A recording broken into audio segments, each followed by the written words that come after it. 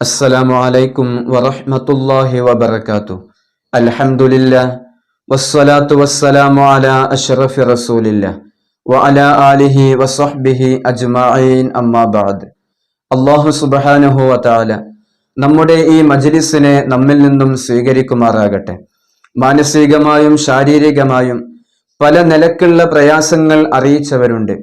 എല്ലാവരുടെ എല്ലാ പ്രയാസങ്ങൾക്കും ഈ ഷിഫാഇന്റെ മജ്ലിസ് കാരണമായി അള്ളാഹു ഒരു പരിഹാരം നൽകുമാറാകട്ടെ. അതുപോലെ തന്നെ നമ്മൾ എല്ലാ ദിവസവും സൂചിപ്പിക്കുന്നത് പോലെ നമ്മുടെ മജ്ലിസിന്റെ നോട്ടിഫിക്കേഷൻ ഒരുപാട് ആളുകളിലേക്ക് എത്തുന്നില്ല.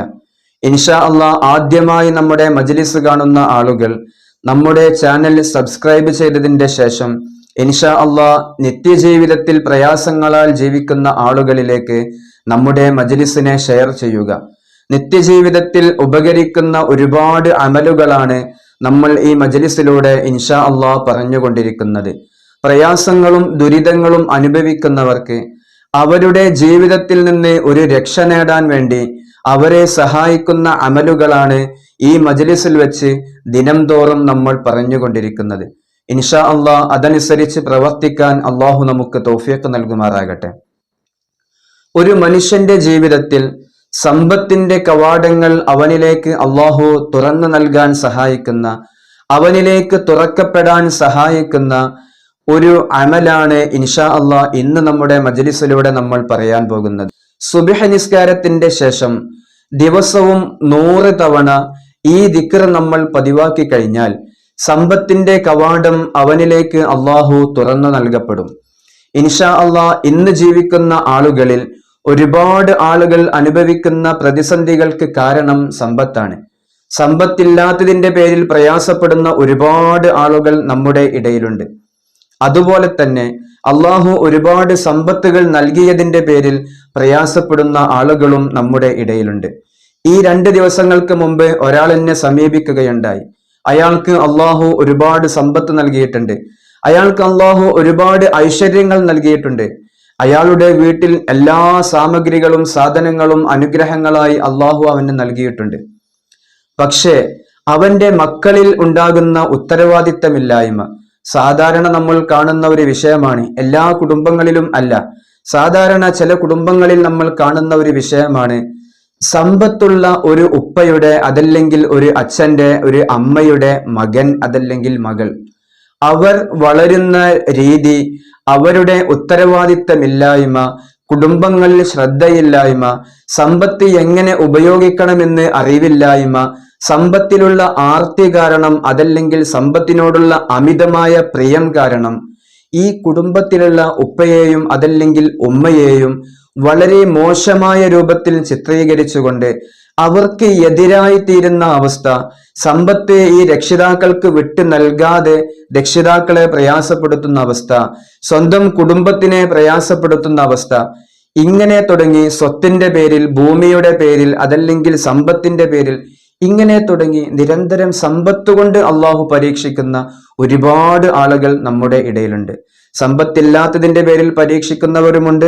സമ്പത്ത് ഉണ്ടായതിന്റെ പേരിൽ മക്കൾ വഴിപിഴച്ചു പോകുന്ന സാഹചര്യം, ഇതിന്റെ പേരിൽ പ്രയാസപ്പെടുന്ന ആളുകളുമുണ്ട്.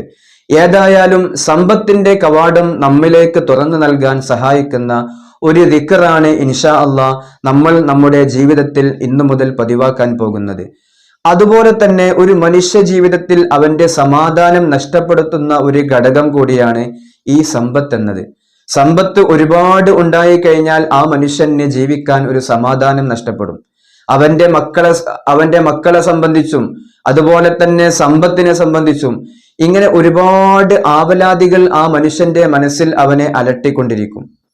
സമ്പത്തില്ലാത്തവന്റെ അവസ്ഥയാണെങ്കിലോ അവൻ ഒരുപാട് തെറ്റുകളിലേക്ക് അവനെ അത് പ്രേരിപ്പിച്ചു കൊണ്ടിരിക്കും.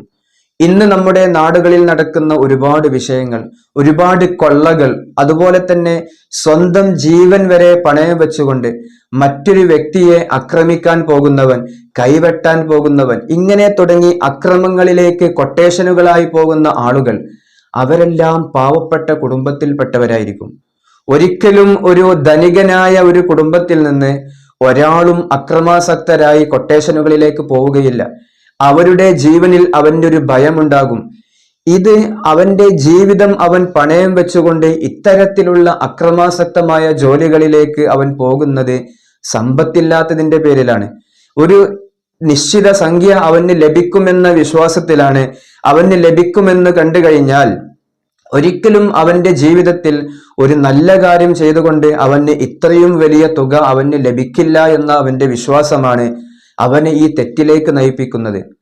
അതുപോലെ തന്നെ സമ്പത്തില്ലാത്ത ഒരുപാട് മുഅ്മിനീങ്ങളായ മുസ്ലിമീങ്ങളായ കുടുംബക്കാര് അവർ പലപ്പോഴും പലിശയിൽ പോയി ചാടുന്നു.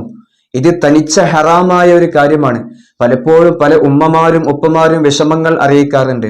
ഉസ്താദെ, നിവൃത്തികേട് കൊണ്ടാണ്, തങ്ങളെ വളരെ വിഷമം കൊണ്ടാണ്, ഞങ്ങൾക്ക് ജീവിക്കാൻ നിർവാഹമില്ലാത്തത് കൊണ്ടാണ് ഞങ്ങൾ പലിശയിൽ ഏർപ്പെട്ടത്. ഇൻഷാ അല്ലാഹ് പലിശയുമായി ബന്ധപ്പെട്ട് ജീവിക്കുന്ന എല്ലാവർക്കും അവരുടെ സാഹചര്യം കൊണ്ടാണ്. എല്ലാം അറിയുന്നവൻ അള്ളാഹുവാണ്, അവനിലേക്ക് മടങ്ങുക. പലിശയുമായി ജീവിക്കുന്നവൻ യാ തവ്വാബു യാ അല്ലാ എന്ന ഇസ്മ നമ്മൾ ജീവിതത്തിൽ നിരന്തരം ചൊല്ലിക്കൊണ്ടിരിക്കുക. ഇൻഷാ അല്ലാഹ് ആ ഇസ്മിന്റെ കാരണമായി അള്ളാഹു അവന് തൗബ നൽകും. നമ്മൾ തൗബ ചെയ്തുകൊണ്ട് നമ്മൾ നമ്മുടെ ജീവിതത്തിലേക്ക് മടങ്ങണം ഇൻഷാ അല്ലാഹ്. ഈ പലിശയുമായി ജീവിച്ചു കൊണ്ടിരിക്കുന്നത് അള്ളാഹു അവന് സമ്പത്ത് നൽകാത്തതിന്റെ പേരിലാണ്. സമ്പത്ത് നൽകിയിട്ടും പലിശ എടുക്കുന്നവന് അവന്റെ ജീവിതത്തിൽ അവന് പരലോക ജീവിതം അവന് നഷ്ടമായിരിക്കും. ഇൻഷാ അല്ലാഹ് എല്ലാ ദിവസവും സുബ്ഹ് നിസ്കാരത്തിന്റെ ശേഷം ലാ ഇലാഹ ഇല്ലല്ലാഹുൽ മലിക്കുൽ ഹഖുൽ മുബീൻ എന്ന ദിക്ർ നമ്മൾ 100 തവണ ജീവിതത്തിൽ നമ്മൾ പതിവാക്കുക. ഇൻഷാ അല്ലാഹ് നമ്മൾ ജീവിതത്തിൽ ഇത് പതിവാക്കി കഴിഞ്ഞാൽ നമ്മുടെ ജീവിതത്തിൽ അള്ളാഹു നമുക്ക് സമ്പത്തിന്റെ കവാടങ്ങൾ നമുക്ക് തുറന്നു നൽകും. ഇൻഷാ അല്ലാഹ് ഈ സമ്പത്തിന്റെ കവാടം നമുക്ക് തുറന്നു നൽകിയാൽ, റിസ്ഖിന്റെ ബാബ് അള്ളാഹു നമുക്ക് തുറന്നു നൽകിയാൽ, നമ്മുടെ ജീവിതത്തിൽ നമ്മൾ അനുഭവിക്കുന്ന ഈ സമ്പത്തില്ലാത്തതിന്റെ പേരിൽ, ധനമില്ലാത്തതിന്റെ പേരിൽ നമ്മൾ അനുഭവിക്കുന്ന ഈ പ്രയാസങ്ങൾക്ക് നമുക്ക് പരിഹാരമാകും. സമ്പത്തില്ലാത്തതിന്റെ പേരിൽ കുടുംബങ്ങളിൽ കലഹങ്ങൾ ഉണ്ടാകുന്നവരുണ്ട്. ഭർത്താവിന്റെ കയ്യിൽ സമ്പത്തില്ലാത്തതിന്റെ പേരിൽ, കുടുംബങ്ങളെ നോക്കാൻ കഴിയാത്തതിന്റെ പേരിൽ കുടുംബങ്ങൾ പരസ്പരം അങ്ങോട്ടും ഇങ്ങോട്ടുമാകുന്ന അവസ്ഥകൾ പലപ്പോഴും നമുക്കറിയാവുന്നതാണ്. അതുപോലെ തന്നെ കുടുംബങ്ങളിൽ ഈ വിഷയങ്ങൾ ഉണ്ടാകുന്ന സമയത്ത്, സാമ്പത്തികമായ ഞെരുക്കം അനുഭവിക്കുന്ന സമയത്ത് ഇത് സഹിക്കാൻ കഴിയാതെ ലഹരിക്ക് അടിമയാകുന്ന ഒരുപാട് ആളുകളുമുണ്ട്. ഇത്തരത്തിലുള്ള തെറ്റുകളിലേക്ക് പോകാൻ ഈ സമ്പത്ത് ഒരു കാരണമാകുന്നു എന്നത് നമ്മൾ ശ്രദ്ധിക്കേണ്ട ഒരു കാര്യമാണ്. ഈ ഇസ്മ നമ്മൾ, ഈ ദിക്ർ നമ്മുടെ ജീവിതത്തിൽ നമ്മൾ പതിവാക്കി കഴിഞ്ഞാൽ ഇൻഷാ അല്ലാഹ് അള്ളാഹുവിന്റെ റിസ്ഖിന്റെ ബാബ് അള്ളാഹു നമ്മളിലേക്ക് തുറന്നു തരും. അതുപോലെ തന്നെ സമ്പത്തില്ലെങ്കിൽ നമ്മുടെ കുടുംബങ്ങളുടെ ഇടയിൽ നമുക്ക് ജീവിക്കാൻ, അതല്ലെങ്കിൽ നമ്മുടെ കൂട്ടുകാരുടെ ഇടയിൽ നമുക്ക് ജീവിക്കാൻ ഒരുപാട് പ്രയാസമാണ്. ഇൻഷാ അല്ലാഹ് ഇരു ലോകത്തും ഉപകരിക്കുന്ന സമ്പത്ത് അള്ളാഹു നമുക്ക് നൽകി നമ്മെ അനുഗ്രഹിക്കുമാറാകട്ടെ. ഖൈറായ ജോലി ചെയ്തുകൊണ്ട്, ഖൈറായ റിസ്ഖിനെ തേടി, ഖൈറായ ബിസിനസ്സുകൾ ചെയ്ത് ഹലാലായ മാർഗത്തിലൂടെ സമ്പാദിക്കാൻ അള്ളാഹു നമുക്ക് തൗഫീഖ് നൽകുമാറാകട്ടെ.